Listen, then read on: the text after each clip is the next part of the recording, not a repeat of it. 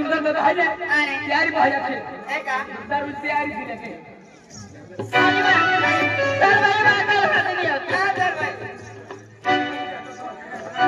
ए सबका काय बात इधर उभी रे आपको कहने उभी रहती मारे इधर भागो ना काय कियो कि नहीं दौड़ी से चाली जावे खाली जे जावे किया ने तू बोली ना है जो रियल बोली ना है यो चल कहीं की मेरी खाती ले आते हम अरे ये नहीं है दवा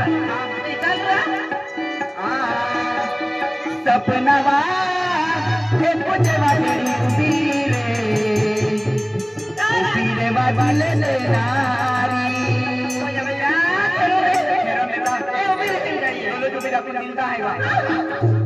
सपना मुझे वगेरी उभी रे वाले ले नारी म्हणजे 30 रुपये देत नाही आणि रोडाली पसंत है जरा मारी मारी धोने मम्मा खाते हैं चलिया सपना मुझे वगेरी उभी रे वाले ले नारी सपना मुझे वगेरी उभी रे वाले ले नारी